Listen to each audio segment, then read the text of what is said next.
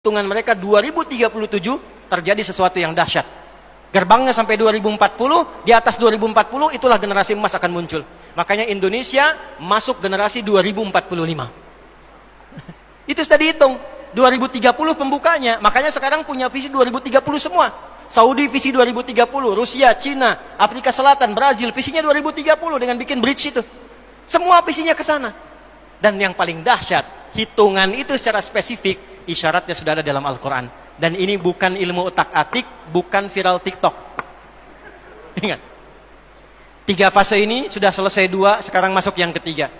Maka yang ketiga ini, فَإِذَا جَاءَ وَعْدُ الْآخِرَةِ, maka jika datang janji Allah yang terakhir untuk mereka. Apa fase yang ketiga ini? Ada 3 bagian lagi. 1, liyasu'u wujuhakum. Yang kedua, waliyadkhulul masjida kama dakhaluhu awwala marrah. Yang ketiga, waliyutabbiru ma'alahu tatbira. Ya. 1 sekarang sedang diperlihatkan, liyasu'u wujuhakum. Persis sekarang orang-orang itu seperti di era Nabi yang membayangkan ini nggak bisa ditembus, bentengnya kokoh, intelijennya kuat, sadapannya di mana-mana, tapi ternyata dunia yang melihat kokoh itu ditunjukkan oleh Allah hanya dengan bahasa mereka. La syirzimatun qalil. Ini bahasanya Firaun. Ini kan cuma ormas kecil, nggak sebanding. Ormas kecil yang nggak sebanding ini ternyata telah bisa mengintersep semua bagian-bagian itu. Dia bisa tembus bentengnya, dia masuk ke dalamnya. Liyasu'u wujuhakum. Tujuannya bukan untuk menunjukkan mereka mampu, bukan. Untuk menggugah dunia kalian kemana saja. Yang kalian anggap itu hebat, itu mampu, itu dahsyat, ternyata bisa ditembus, dipermalukan di wajah dunia. 1. Janji Allah tiba. Kedua, waliyadkhulul masjida kama dakhaluhu awwala marrah. Nanti ada fase kedua. Setelah ini terjadi, selesai fase kedua, masuklah ke wilayah Masjidil Aqsa. Kembali lagi milik kita itu. Dihitunglah fasenya 40 tahunan.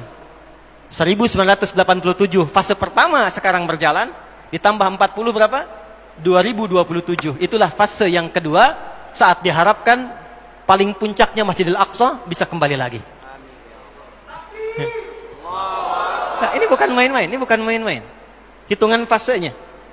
Antum lihat video viralnya Syekh Ahmad Yasin itu ketika menjelaskan itu. Saya tahu betul itu. Ya. Beliau hitung itu. Ya, 2027 ke 2028. Dan puncak akhirnya waliyutabbiru ma'alahu tatbira. Hancur semua, terjadi perang dahsyat. Hitungan saya sih tambah 20 tahun.